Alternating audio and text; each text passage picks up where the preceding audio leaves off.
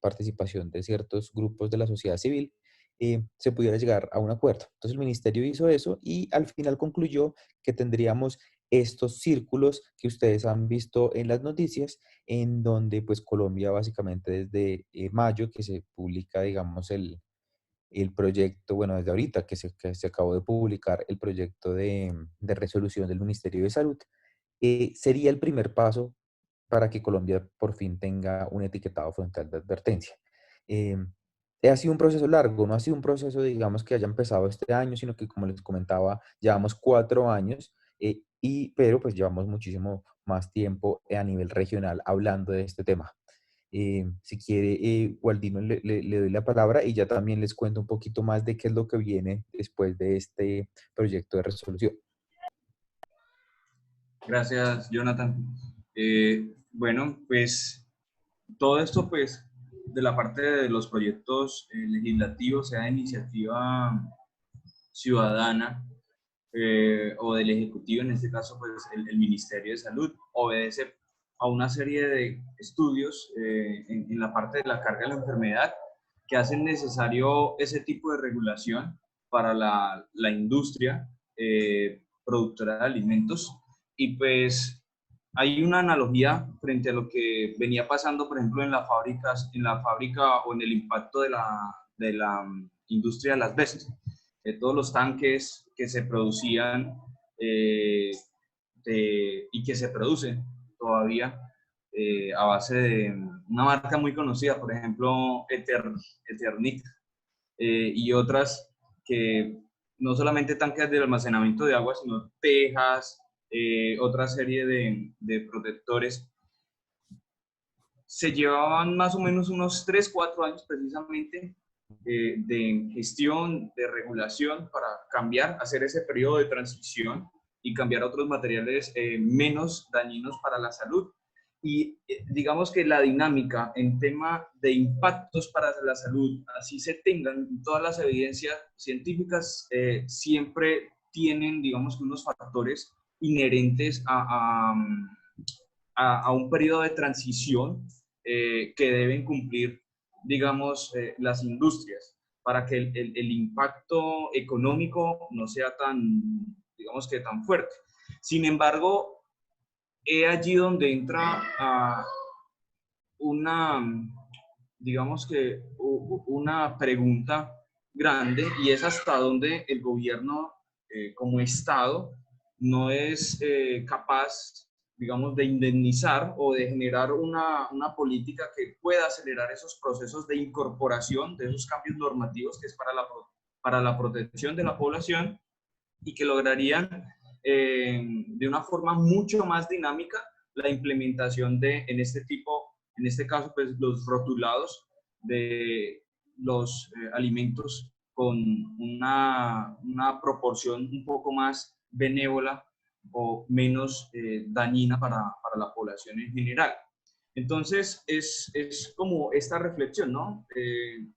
Listo, tenemos un proceso de regulación, un marco normativo, toda una argumentación científico-técnica sobre los impactos de la salud, tanto en edades tempranas durante el curso de vida, o sea, los niños en edades escolares, en el ámbito escolar, en el ámbito universitario, los adultos jóvenes con la provisión precisamente de esos alimentos que deben estar distribuidos en las cafeterías escolares universitarias, pero también es como esa integralidad para lograr que esa manufactura y esa industria de esos alimentos procesados y refinados logren, digamos que, dar esa celeridad en el proceso. Y hay otra parte que es también muy interesante, que es el lobby tan fuerte. Lo que es, el lobby es como cuando se hacen gestiones para defender un tipo de interés. En este caso, pues, la mayoría de las personas técnicas defienden el interés público de proteger la salud. Hay otros defensores del patrimonio y la economía de las empresas, y hay otras figuras que tienden a tender puentes para avanzar, digamos, a unos intermedios. Eh, Esto también es muy importante tener en cuenta y aprender de las experiencias de los otros países para conocer Hablábamos el otro día con Jonathan sobre las experiencias que se han tenido de los lobbies de las empresas tabacaleras para frenar la regulación de las imposiciones, pues, de las medidas de protección a la población, que en este caso también pudieran estar fungiendo un rol importante para demorar un poco más la implementación de esos rotulados, o muchas veces para no perder esa influencia en el mercado. Hay digamos, alimentos muy conocidos y que tienen una impronta en cada uno de nosotros desde la niñez, y pues que de un momento a otro aparezcan con un icono de alerta resplandeciente, pues va a tener un impacto evidente, eficiente, que es lo que nos interesa a nosotros, pero también va a tener un impacto negativo económico en esos sectores económicos y productivos. Entonces, esto genera unas tensiones, y esas tensiones son las que es importante que se tengan claro por la sociedad, para que en esos debates, en esos encuentros de regulación, haga precisamente se haga ese control social, y a su vez se haga se empape la población de cuáles son los mecanismos para proteger efectivamente la salud de sus convivientes, de sus hijos y de sus familiares.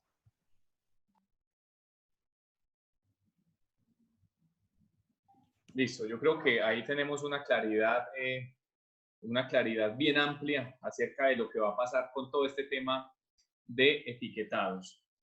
Ahora, hay otro factor bien importante, y es en la dieta generalizada, ¿sí?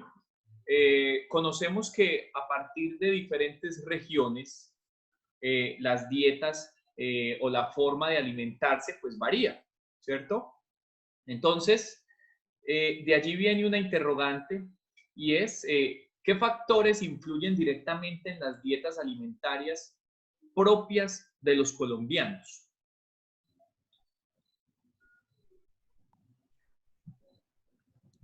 Cual Dino, si quiere arranquen esta y vamos turnándonos ahí. Listo, vale. Gracias. Bueno, hay varios factores. Uno es el aspecto cultural, ¿no? La idiosincrasia es una. Digamos que nosotros somos una nación, un estado plurinacional, pluricultural, donde lo que se come en la costa atlántica es diferente al interior, en la región andina. Asimismo, pues la Pacífica, cuando vamos a la Orinoquia, pues cada uno de los pueblos, de las regiones, tienen unos gustos, o contamos con una variedad también en los suministros y en la producción agrícola. Esto también está determinado por las condiciones geográficas. Los diferentes pisos térmicos pues ofrecen una gran variedad de producción agrícola, y pues ello va a determinar también pues la oferta que se van a tener en las diferentes plazas de mercado o tiendas de amplia superficie. Ahora, hay una situación que se presentó con la apertura económica en la década de los 90, digamos esa apertura neoliberal que se dio marcada, que fue una mayor prevalencia de los productos de importación. Entonces, comenzaron tanto por los tratados por el Pacífico como los tratados por el ALCA, la Alianza Libre de las Américas, para importar una serie de granos, insumos, maíz. Recordemos la resolución ICA, creo que era la 760, la resolución ICA, que dio precisamente una restricción total para la reproducción de un tipo de semillas que tenía patente, y entonces contribuyó a que se diera un cambio en la economía productiva, en la fuerza productiva agrícola, en la soberanía alimentaria nacional, y pues en los suministros que tenemos también tanto en la zona rural como en la zona urbana. Esto también obedece pues a una política de Estado donde no se tiene un claro papel y rol específico por parte del gobierno colombiano y los subsecuentes gobiernos para establecer, digamos que unas proyecciones de cuáles son los alimentos adecuados para la población y de subsidiar aquellos que tienen pues, un impacto un poco mejor. Hay una serie de alimentos, por ejemplo, frutas y verduras que tienen un coste un poco mayor que la comida chatarra. Por ejemplo, una pera cuesta 1.500 pesos, una manzana 1.300, una mandarina te la pueden estar vendiendo en 800 pesos frente a un paquete de trash food, de comida chatarra, que puede estar costando 400 pesos, 800 pesos. Entonces, este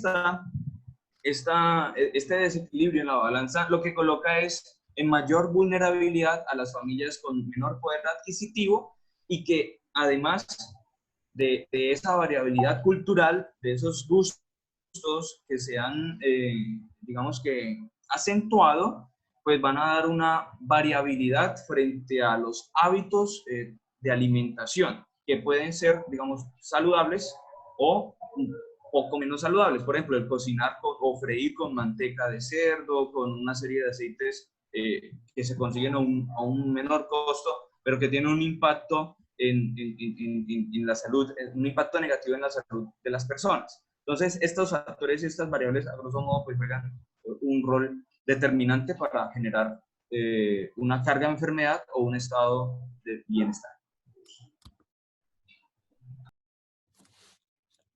Sí, yo agregaría ahí también lo importante que mencionaba Gualdino también, y era precisamente ese fenómeno de globalización que nosotros tenemos frente a los alimentos.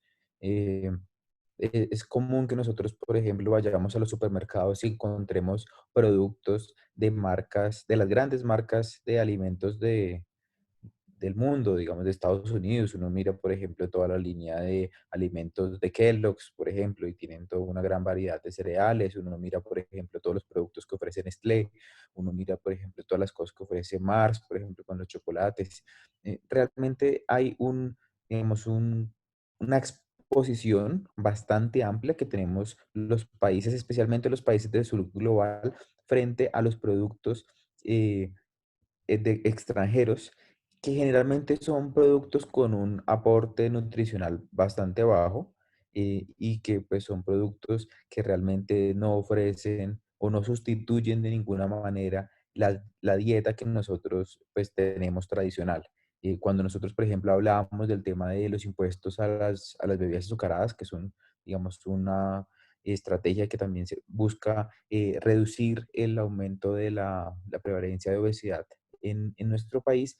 Muchas veces los detractores del impuesto decían, pero entonces ¿por qué no le pone impuestos a las empanadas o por qué no le pone impuesto al tamal?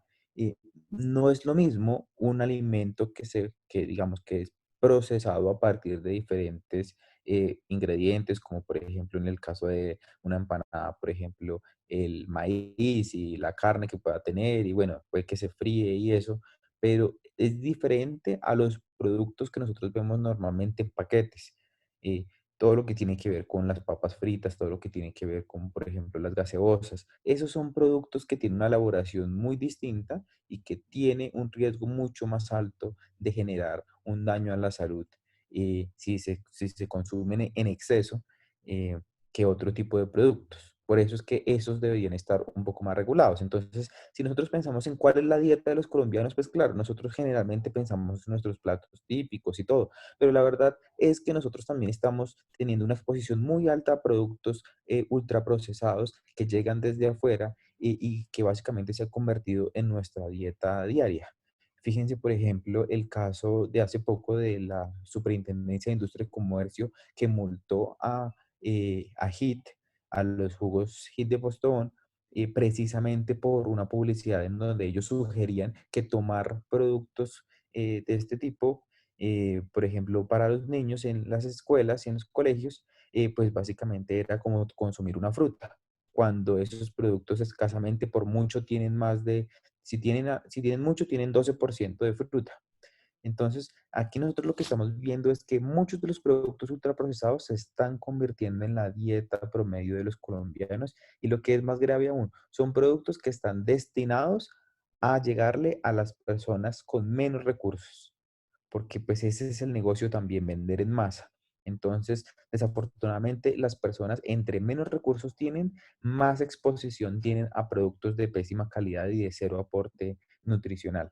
Entonces ahí vemos que aun cuando nosotros discutamos que, pues por supuesto, en diferentes regiones tenemos este tipo como de diferencias y pues que son históricas, culturales en nuestra alimentación, eh, casi que universalmente estamos viendo que en nuestro país estamos teniendo una exposición muy alta de productos comestibles ultraprocesados que generan un daño bastante grande a nuestra salud. No es casualidad que en el 2005 en el, según la encuesta nacional de salud nutricional de Colombia, teníamos en los niños una prevalencia de obesidad del 10% en 2015. Estamos hablando de niños entre los 5 y los 12 años. En 2005, perdón. Y en 2015, 10 años después, pasamos del 10% al 24,4% en niños entre 5 y 12 años. Eso no es ninguna casualidad, eso lo que se está demostrando es que las dietas de los menores de edad se están transformando a unas dietas basadas en productos ultraprocesados, que eso lo ratifican las encuestas. Uno mira la encuesta, por ejemplo, de salud escolar y uno mira, por ejemplo, la encuesta de calidad de vida del DANE y encuentra que el consumo de bebidas azucaradas y el consumo de fritos en esa población escolar es cada vez más alto. Entonces, yo también creo que es importante que discutamos no solamente esas diferencias que tenemos culturales, pero también la exposición cada vez más amplia que tenemos de productos que nos traen del extranjero, porque pues esto pues, hace parte del comercio internacional y pues desafortunadamente nosotros casi que estamos convirtiéndonos, se están convirtiendo esos productos en nuestra única opción de alimentación.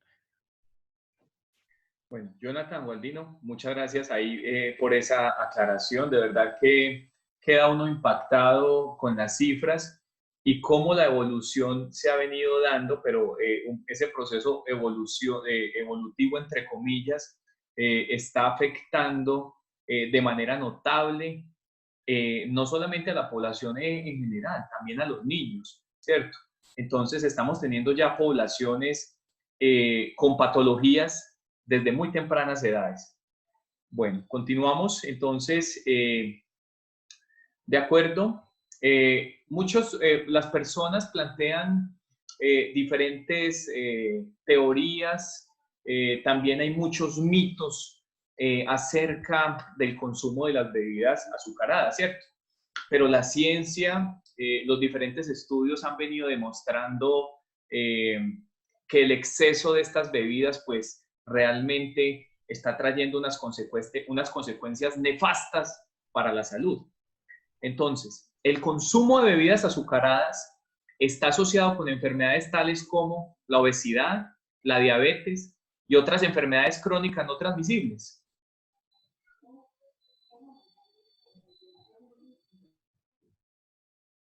Yo arranco en esta y ahí vamos. Sí, definitivamente la evidencia lo que nos muestra cada vez más es que existe una relación entre el consumo en exceso de bebidas azucaradas, porque también eso es importante decirlo, no necesariamente es porque si yo me tomo una bebida azucarada al mes, entonces voy a tener un mayor riesgo, pero sí el exceso. Y es que desafortunadamente nosotros estamos viendo que aquí en Colombia lo que está ocurriendo es un exceso de consumo. eh, ya se está demostrando realmente que hay un vínculo entre el consumo en exceso de bebidas azucaradas con enfermedades como el cáncer, como diabetes, hipertensión. eh, este tipo de cosas realmente nos está cobrando una factura muy alta, porque lo que ocurre es que estas enfermedades luego cuestan muchísimo para los sistemas de salud. Y ahí es donde nosotros después estamos viendo cómo nuestros sistemas tienen que gastar mucho dinero por cosas que pueden ser prevenibles. Y ahí yo quiero agregar un punto que es importante a veces en esta discusión. Muchas personas dicen, hombre, es mi decisión si yo me quiero tomar una bebida azucarada todos los días por el resto de mi vida. Listo, si una persona, por ejemplo, decide consumir ese tipo de bebidas en exceso, no debería hacerlo, pero pues si lo hace está en su libre elección. Pero en el caso de los niños no es lo mismo, porque los niños no tienen primero la capacidad para reconocer cuál es el riesgo que tienen y muchas veces tampoco toman la decisión sobre la compra. Muchos niños lo que hacen es que terminan es primero o les compran ese tipo de comidas y ellos simplemente la tienen en su lonchera y se la comen en el colegio, o en los colegios también es la única opción que encuentran dentro de las cooperativas, dentro de las tiendas escolares. Entonces, en el caso de los niños sí me parece que es muy grave porque ellos no tienen la posibilidad de elegir y hacer digamos, una toma de decisión inteligente, precisamente porque están en un estado de vulnerabilidad. Y hay muchos estudios que muestran cómo esta vulnerabilidad es explotada por las industrias. Por ejemplo, hay un estudio de la Universidad de Stanford que muestra que en niños de 5 años, a los 5 años, los niños ya pueden reconocer una bolsa de McDonald's. Una bolsa, por ejemplo, de este tipo de productos en donde ellos de una vez ya dicen, ah, no, es que yo prefiero la bolsa que dice que tiene la M de McDonald's, porque la publicidad es totalmente agresiva. Y uno no solamente la mira en la publicidad de la televisión, sino que ahora la publicidad está en todos lados. Ustedes miran, por ejemplo, en las redes sociales, muchos influenciadores, por ejemplo, son patrocinados por marcas de bebidas azucaradas y pues ellos promocionan su producto ahí y no hay ningún tipo de regulación. E incluso pues están creando videojuegos y todo. O sea, hay una cantidad de estrategias en las cuales la industria quiere llegar a los jóvenes y ahí sí tenemos un problema bastante grande. Entonces, es cierto, y eso yo creo que no cabe a discusión, cada vez la evidencia es mayor y más concluyente, que existe una relación entre el consumo de bebidas azucaradas y diferentes tipos de enfermedades no transmisibles. Y el hecho de no hacer nada nos pone en una situación en donde cada vez aumentamos más de peso sin control. Esto no solamente es una decisión de las personas, por supuesto, las personas podrían tomar mejores decisiones, pero nosotros consideramos, y digo nosotros, es diferentes personas que trabajan en universidades y todo, que no es una responsabilidad única de las personas, sino también del ambiente y del Estado de no enfrentar a las grandes empresas de bebidas azucaradas que pues básicamente están haciendo lo que quieren con sus consumidores. Entonces, sí hay una responsabilidad grande y precisamente hay que regular este tipo de industrias porque si no, pues realmente somos nosotros los que pagamos los platos rotos en 20 o 30 años, falleciendo además mucho más temprano de lo que deberíamos. Claro, esto, perfecto. Coincido plenamente con la exposición de Jonathan. Y hay algo que hay que también tener en cuenta. Nuestras formas de vida, nuestra dinámica generacional ha ido cambiando a medida pues, que se van perdiendo ciertos espacios y ciertos escenarios. Y algo que se debe reflexionar es la pérdida de la cohesión social para tener unos entornos saludables para precisamente desde niños, desde la edad escolar, tener esa interrelación con los demás vecinos, con los demás niños y realizar esos juegos redundando en una actividad física innata, que es, digamos, un fundamento o un factor primordial para el desarrollo el neurodesarrollo en primera infancia y en infancia, y también para el resto de la población y la comunidad.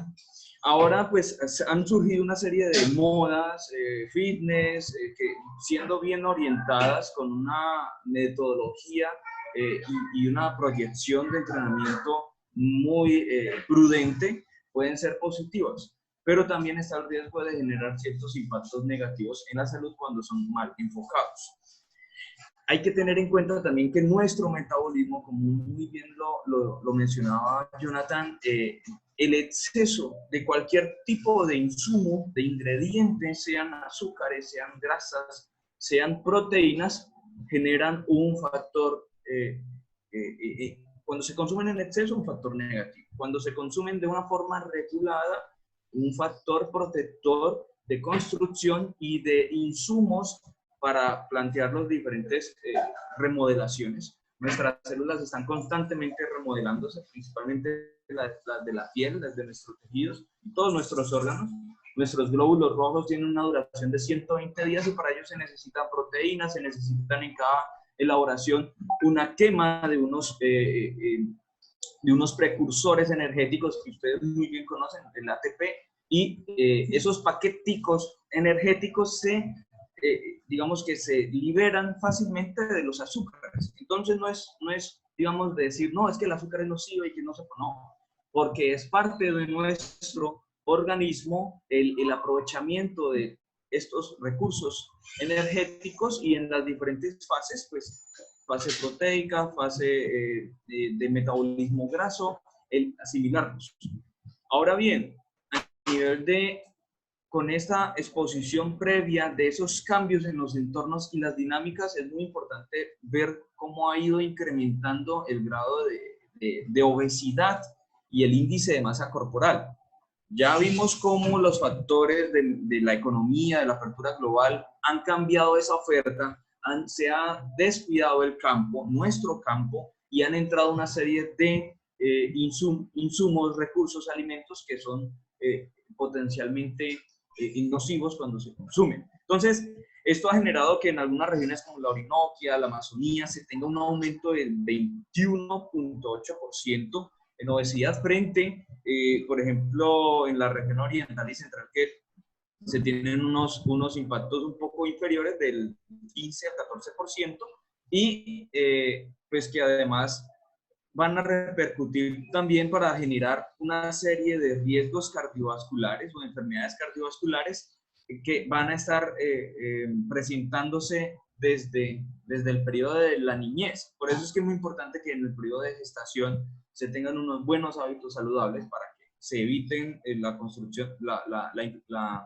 aparición de las estrías grasas, y pues así predisponer a los niños a tener, digamos, un índice de masa corporal y un perímetro abdominal alto. Esto también va generando una prevalencia alta a nivel de población en condiciones de hipertensión arterial. Por ejemplo, en el periodo de 2017-2018, más o menos se tenían cuantificados, identificados en el sistema por el número de atenciones, 3.400.000 personas con hipertensión arterial en el país. Esto, pues, cada año varía, pero es un impacto grande que hay que tener en cuenta para asimismo establecer las políticas de cuidado y, pues, en el actual contexto, esta población precisamente es la más susceptible. Igual con la diabetes mellitus. Si nosotros consumimos mucho azúcar y estamos quieticos, estamos constantemente en nuestra casa sin una actividad física, vamos a ir saturando, vamos a ir cansando nuestro órgano, el páncreas, que se encarga precisamente de producir la insulina y es la que va a entrar el azúcar a los tejidos. Entonces, todos estos factores de cambio en los hábitos de vida, de cambio en la economía, son los que nos han ido precisamente marcando un aumento en la carga de la enfermedad, y en el caso de la diabetes mellitus es más o menos 1.300.000 personas las que estaban identificadas en el sistema. O sea, es bastante alto, y teniendo en cuenta que todavía es un subregistro porque necesitamos desplegar unos tamizajes y un pesquisaje bastante extenso para identificar a tiempo las diferentes personas y antes de que se generen complicaciones. Entonces, todo esto es digamos que una fase que se van desencadenando y que va todo correlacionado con, como ya lo hemos mencionado, con las diferentes determinantes sociales de la salud, que es el factor educativo, el factor de los ingresos económicos del núcleo familiar, el factor de las políticas públicas para la producción, un encadenamiento productivo, un subsidio de la economía, como lo hacen otros países industrializados. Estados Unidos subsidia gran porcentaje, si no la totalidad de su producción agrícola. Entonces, esto es, digamos, uno de los factores importantes para ver cómo vamos variando, cuáles son los riesgos frente a lo que tenemos si no cambiamos nuestros patrones conductuales y si no exigimos unos cambios también a nivel de nuestros gobernantes. Perfecto, muchas gracias, Jonathan Gualdino. Pues aquí saludamos entonces a nuestra audiencia a través del Facebook Live de Administración de Escenarios Deportivos, UTP. Hay varios comentarios importantes. Podemos resolver aquí una inquietud. Bueno, entonces, en medio de la conversación, aquí surge un comentario que dice Andrés Caraballo, y llegamos al punto de la desesperación y estrés por lo azucarado, ¿cierto? Me imagino que hace referencia a que estamos tan acostumbrados que en cualquier momento pues nos desprendemos y nos sentimos como que algo muy, muy querido se nos está yendo y no, y tenemos que ir rápidamente por él. También nos dice nuestro querido líder de formación, Gualdino Castañeda, cuando jóvenes comíamos esos alimentos de la gastronomía típica colombiana y no caíamos en la obesidad. Llegan los productos chatarra y se incrementan estos procesos de obesidad, azúcares refinados que generan graves consecuencias a la salud. También nos saluda la administradora de escenarios deportivos UTP, nos saluda el docente Mauricio González y tenemos una pregunta, profes. Aquí nos dice Alejandro Valencia, ¿cuántas porciones semanales se consideran excesivas? Haciendo referencia al azúcar.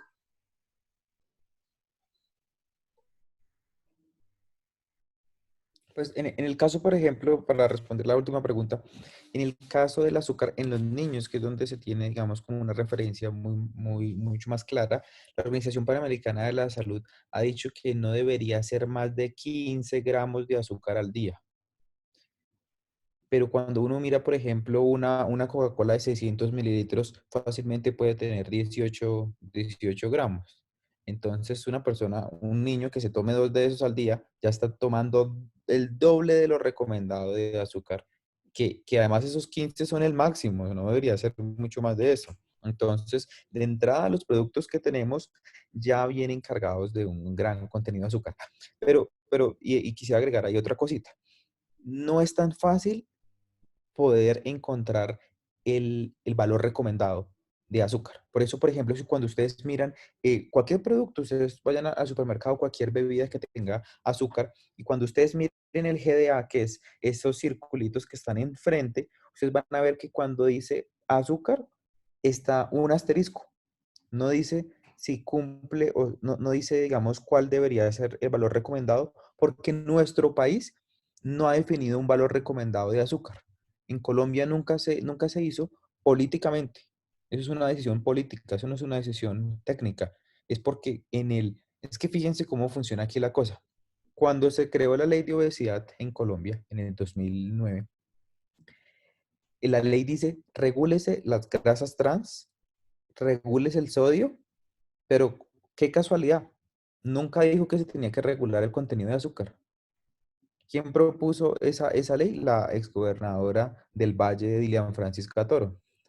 Entonces ahí tenemos muchos temas políticos ahí, pues por supuesto, porque pues el Valle es el corazón de los gremios azucareros de nuestro país. Entonces la ley, por cosas de la vida, no dijo que teníamos nosotros como país que definir cuál es el porcentaje de azúcar recomendado. Y por eso ustedes van y miran cualquier producto y van a ver que aparece un asterisco, porque no tenemos desafortunadamente un valor recomendado para Colombia. Pero, por ejemplo, en la OPS, la recomendación sí ha sido de 15 gramos diarios en niños y desafortunadamente vemos muchos productos que superan esto y que pues hacen que los niños consuman demasiado azúcar.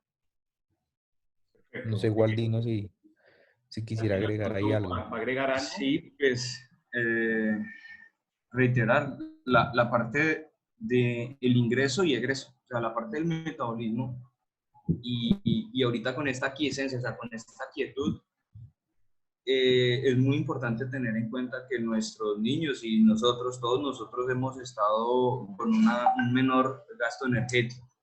Entonces, esos cálculos hay que ajustarlos a una nueva realidad y pues sí, siempre hay que tener en cuenta que pues cada niño pues tiene una actividad metabólica pues diferente, pero lo importante es, digamos, establecer ese incentivo y esos espacios para lograr tener esa, como ese egreso, ese gasto metabólico en las condiciones pues que sea dentro de la casa o sea en un área al aire libre.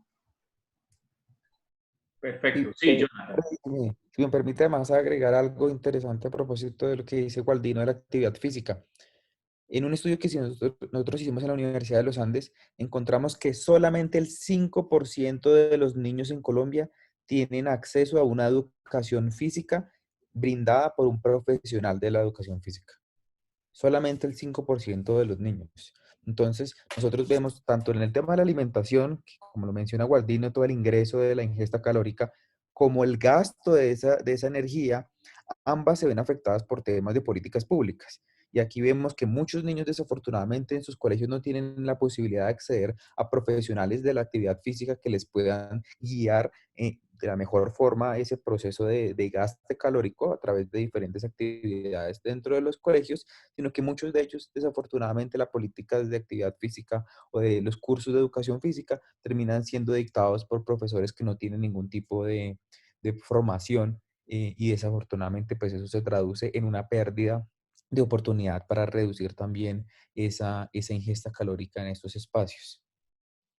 Listo, sí, efectivamente, Jonathan, Gualdino, eso es un problema muy serio a nivel de las escuelas, en este caso del sector público. Los profesores, pues definitivamente tuvieron una formación la cual no incluía el proceso deportivo, ¿cierto? Entonces, desde el Ministerio de Educación no se ha planteado regresar nuevamente a la educación física desde la básica primaria. Entonces, pues los profesores definitivamente no tienen herramientas. De pronto hay unos que tienen alguna idea, entonces colocan a hacer algún tipo de actividad, pero no es suficiente. No es suficiente para todo esto que estamos viviendo ahora. Bueno, pasemos a la siguiente pregunta. Con respecto a la diabetes y a la obesidad en Colombia, ¿se podrían denominar un problema de salud pública?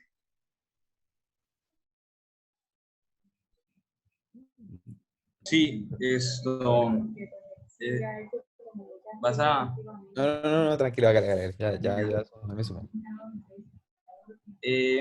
Colombia había firmado un acuerdo cuyo deadline, o sea, cuya fecha límite era el 2018. En ese acuerdo se había pactado la reducción en 8 puntos porcentuales para reducir las enfermedades crónicas no transmisibles.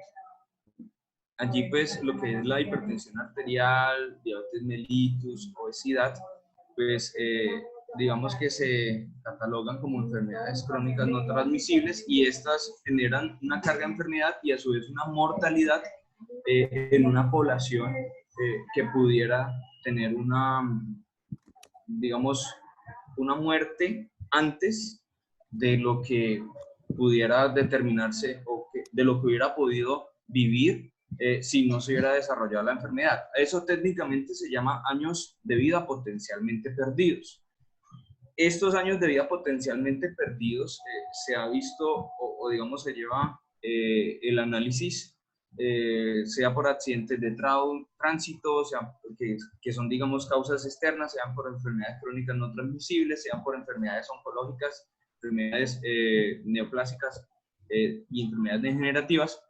Y pues a nivel de riesgo cardiovascular hay estas dos determinantes, la hipertensión arterial y la diabetes mellitus como factores que afectan o enfermedades que afectan diferentes órganos diana como el riñón, el corazón, los vasos que están en el cerebro y por ende pues se produce una mayor o un aumento en la mortalidad de personas que padecen, que van digamos a tener una evolución desfavorable por presentar enfermedades hemorrágicas, enfermedades cerebrovasculares hemorrágicas o digamos el derrame cerebral.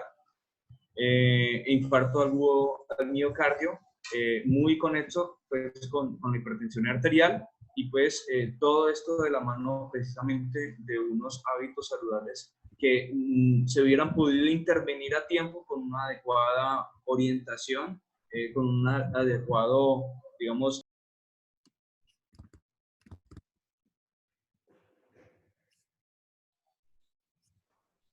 Waldino, el Creo audio se te desactivó. eso. ya, qué pena. No, no dando, digamos, el recetario de medicamentos que es sino dando unos lineamientos claros para adecuarse o asumir unas posiciones de autocuidado, autorreconocimiento y lograr establecer una dinámica de vida de forma que podamos disfrutar de una forma adecuada. Entonces, esto como impacto en salud pública, pues sí es una parte sensible. Demanda también una serie de gastos en el sistema de salud. Recordemos que todos nosotros aportamos al sistema de salud a través de la cotización de cada uno de las personas que trabajamos y a través de una serie de impuestos que pagamos cuando compramos una serie de insumos o productos. Entonces, este gasto en salud precisamente pudiera, si nos mantenemos con unos hábitos y con unos enfoques de atención preventiva, podríamos tener una reducción digamos que en la carga de la enfermedad y por ende también en los gastos de salud, llevándolos a otras determinantes como, digamos, el factor educativo, como el factor de ampliación de los escenarios, como el factor de formación de profesionales y espacios favorables y de entornos saludables. Sí, Frey, ahí a su pregunta es un rotundo sí.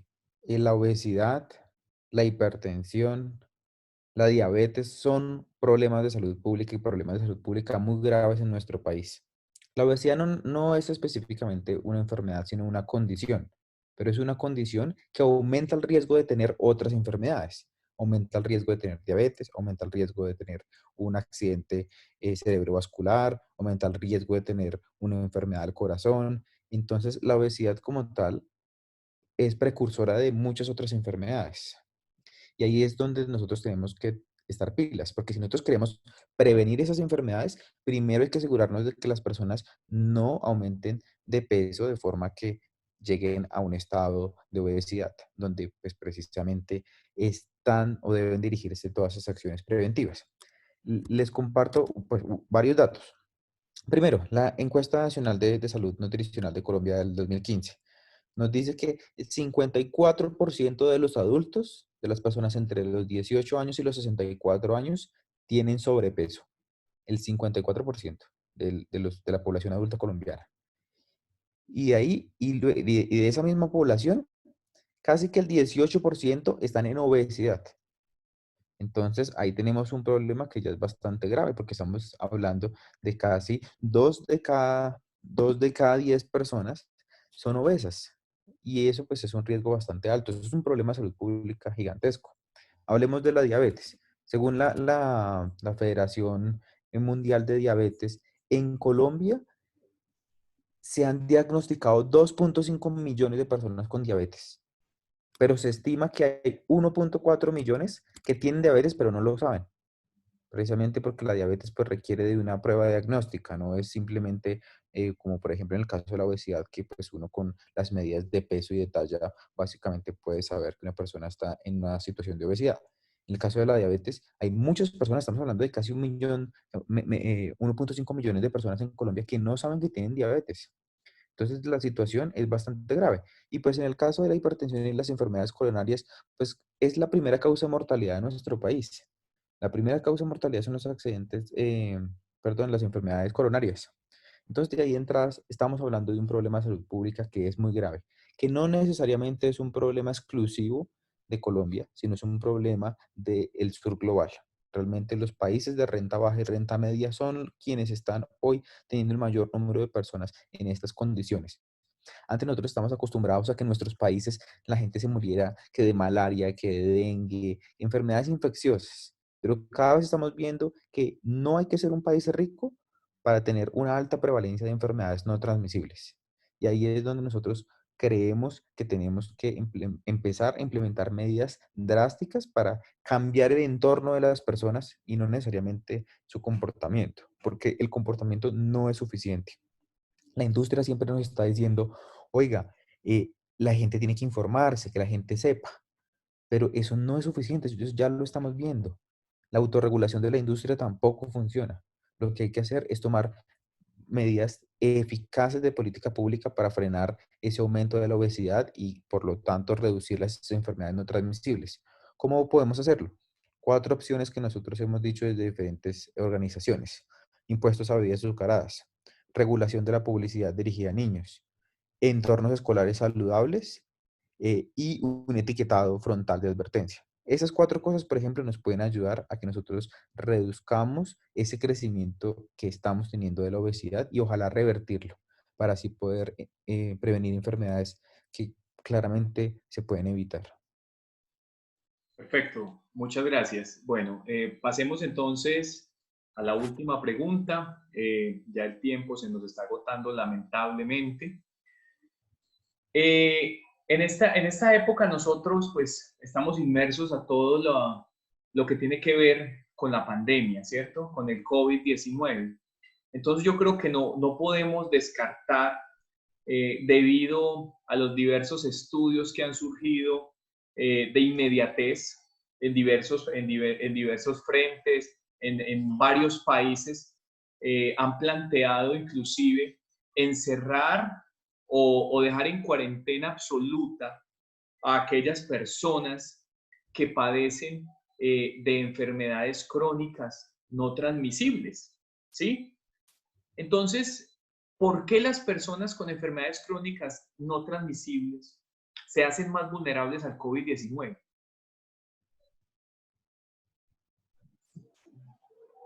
Bueno, ahí no es la pregunta del por qué, Ya, creo que es más esto, fisiopatológica.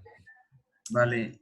A nivel de fisiopatología, digamos que es el daño que hace el virus en el cuerpo humano.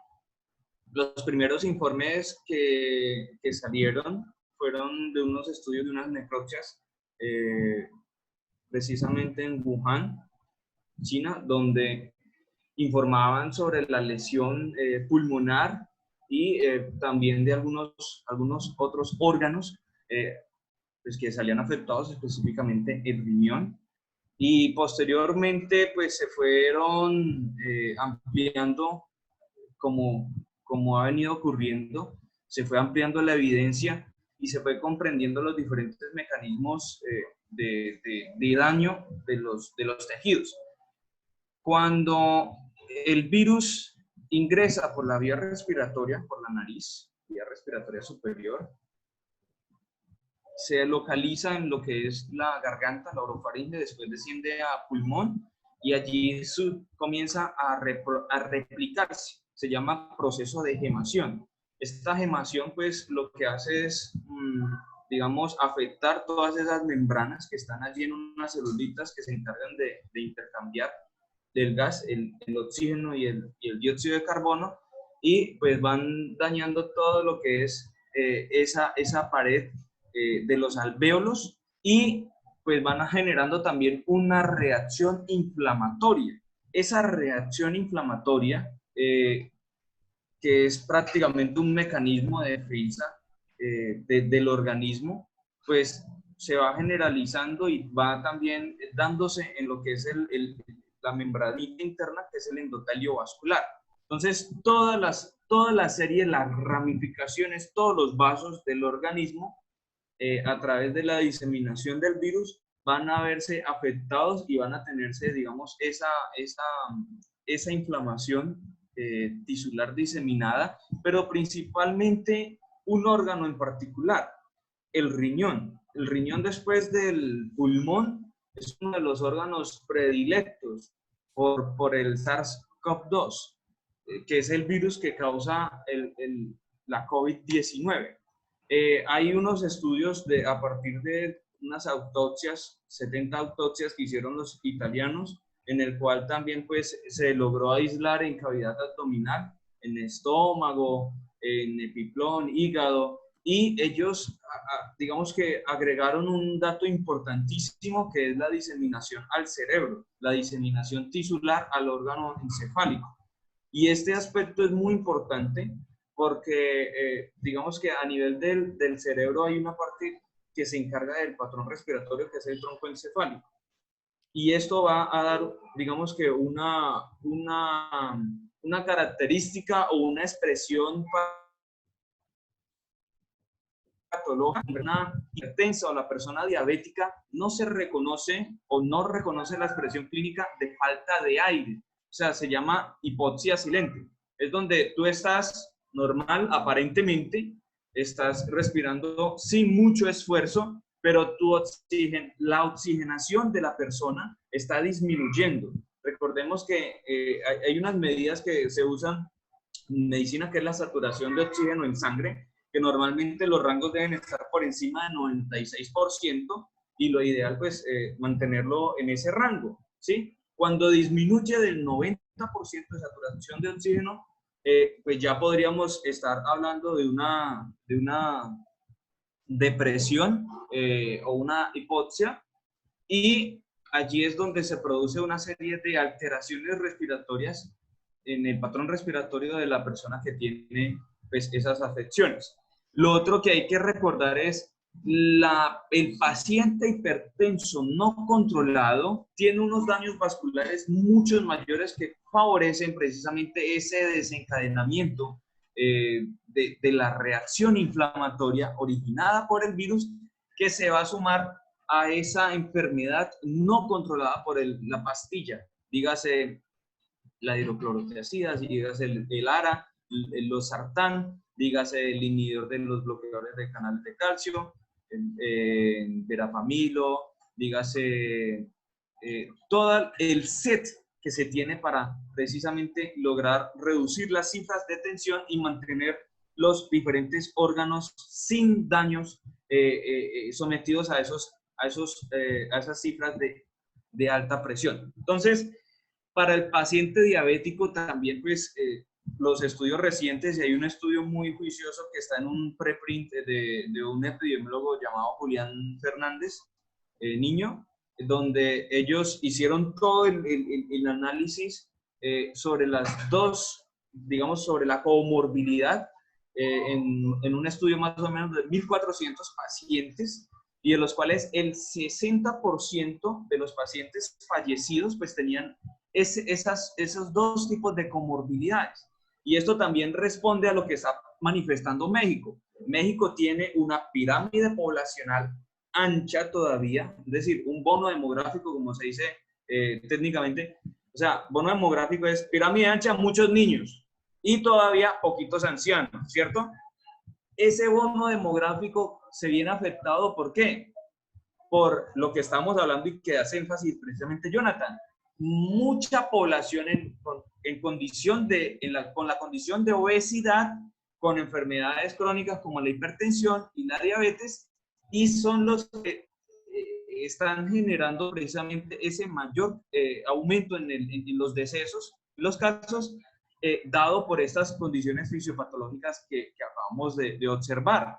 Entonces, es una problemática y es un panorama a nivel global frente a la respuesta que da el organismo con ciertas enfermedades, en este caso pues la hipertensión y la diabetes mellitus, y que la solución en sí no sería el tener encerrado a la población susceptible, sino el garantizar disminuir la exposición a esa carga viral o a esa persona que está asintomática, y que pudiera, digamos que darle o generar el espacio de infección, ¿cierto? Entonces, por eso es que hablamos del distanciamiento social, hablamos de las medidas de bioseguridad para usar el nasobuco o cubrebocas y las medidas de higiene para lograr establecer pues unos adecuados un adecuado compliance, un adecuado margen de seguridad para las personas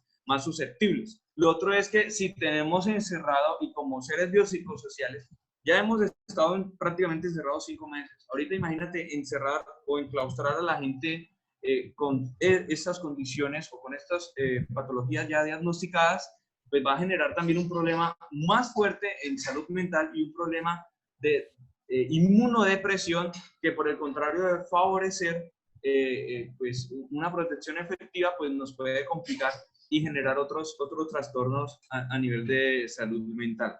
Entonces, para resumir, es totalmente ostensible los resultados lamentables en este grupo poblacional al cual pues hemos estado pendientes y pues monitoreando para detectar a tiempo las diferentes expresiones clínicas y establecer unas conductas terapéuticas tempranas. Perfecto, Waldino. Jonathan, bueno, ya para cerrar entonces, tenemos dos preguntas aquí. Una con respecto a las bebidas hidratantes deportivas, en este caso pues mencionan aquí dos marcas, ¿sí? Que si se recomiendan para los niños, son recomendadas. Esta como primera. Y como segunda pregunta, nos dicen, en los programas de alimentación escolar se tienen en cuenta todas estas recomendaciones para la alimentación de la población infantil.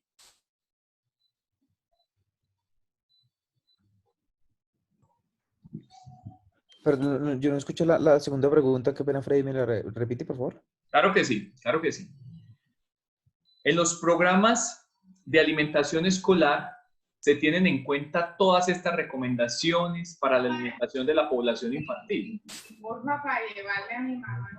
Yo le respondo las dos.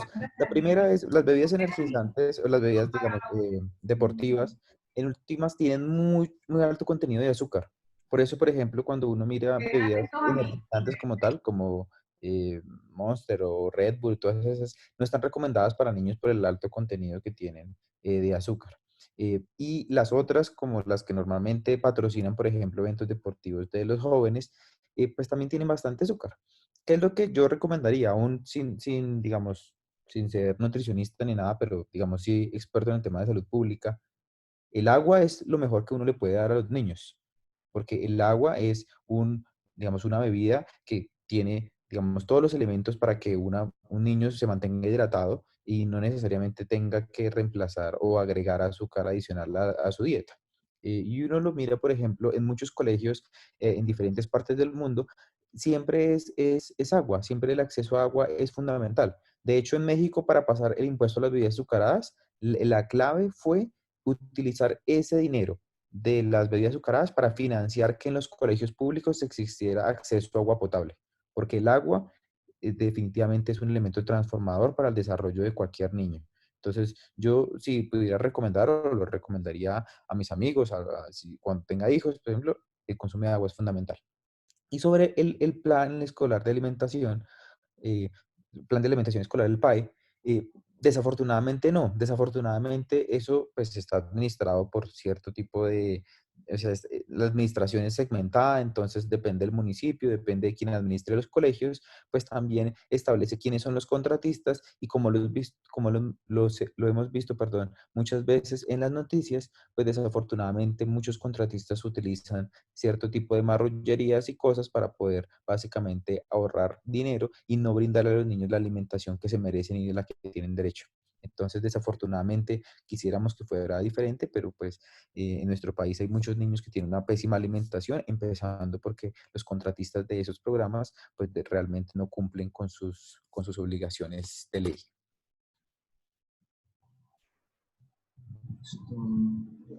Sí, coincido en gran parte con Jonathan.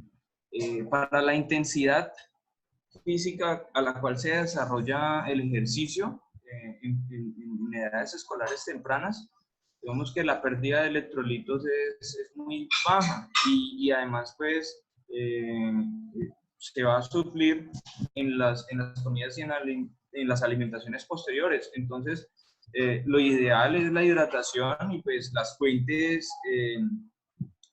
fuentes de agua a una temperatura adecuada. Lo digo porque a veces sale aquí, y estoy en la región Caribe, a unas temperaturas de 40 grados y pues a veces depende del bombeo en las escuelas públicas depende del día de bombeo y pues ahí no, hoy es martes, miércoles, jueves sin agua, el martes es el único día que tenemos abastecimiento de agua, entonces pues son condiciones estructurales que hay que suplir y pues resolver de forma integral y por eso es importantísimo esos ejemplos que expone Jonathan son fundamentales precisamente para resolver esas condiciones estructurales y más en la población de mayor vulnerabilidad.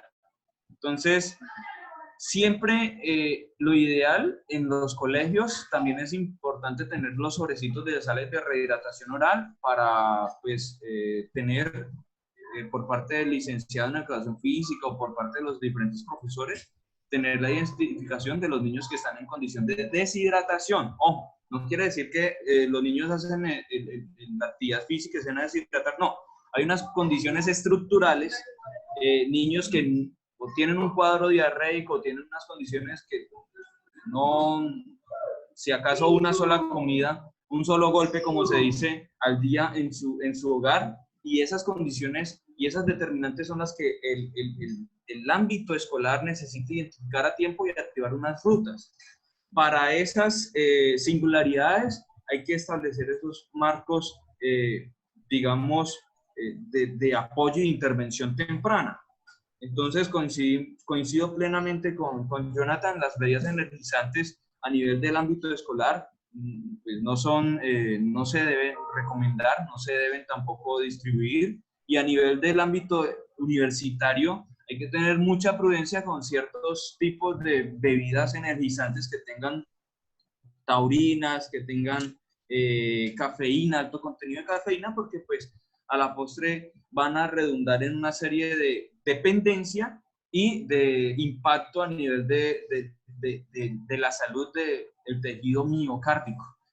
Hay varios estudios y varias publicaciones que el consumo frecuente y constante de bebidas energizantes producen miocardiopatías y pues es una población con toda una vida por delante, entonces no es tampoco recomendable el uso constante y frecuente de estas bebidas energizantes, mirar muy bien, digamos que los contenidos, y allí también sería muy interesante el contar también con una regulación, ya que se está teniendo el boom en la parte física, no solamente de bebidas, sino también de estas proteínas que se venden en los gimnasios y que se promocionan por parte de algunos monitores y pues profesionales que se tienen a cargo la salud de todas estas personas. Entonces, lo otro es,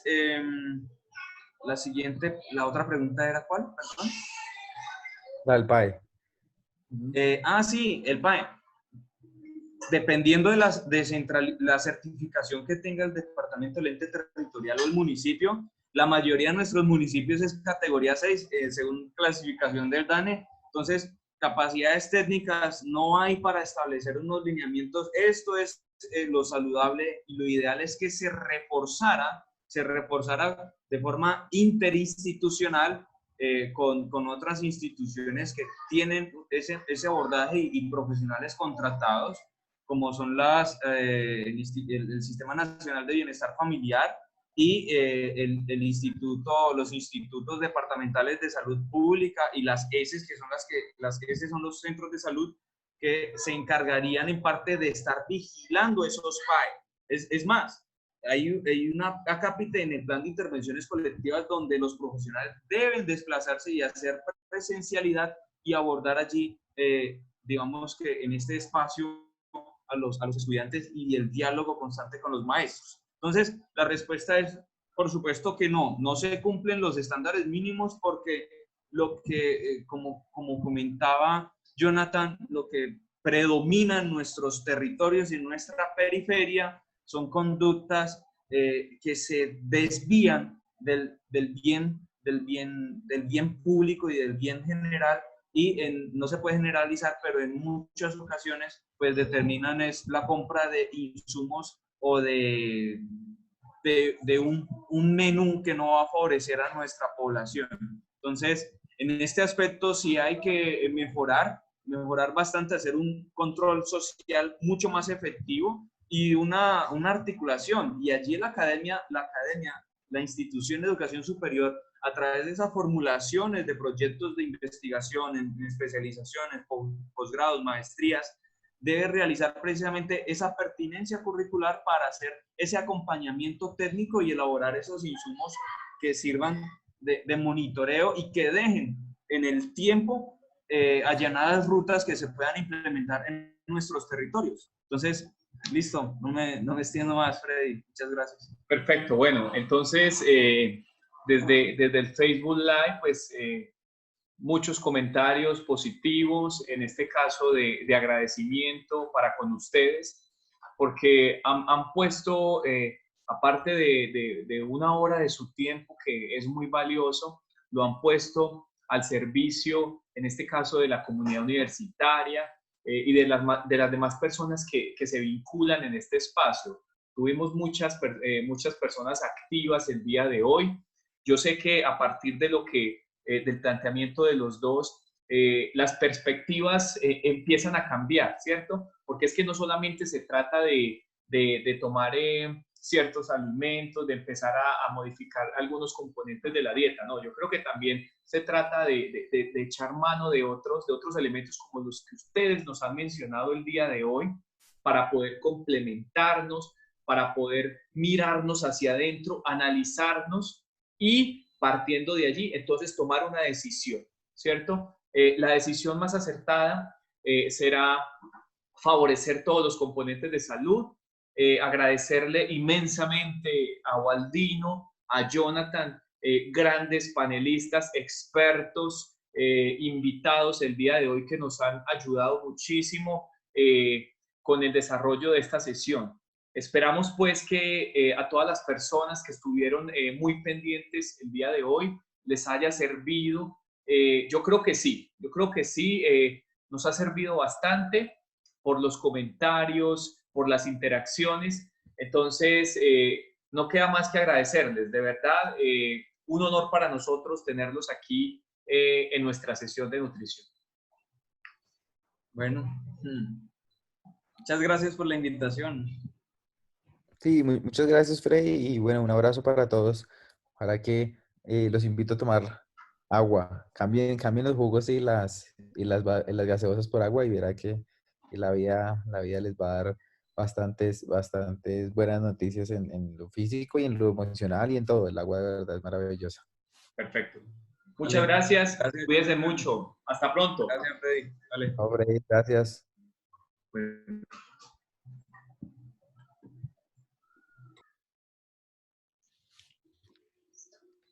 Nos vemos. Listo, Jonathan, muy agradecido. Yo te voy a enviar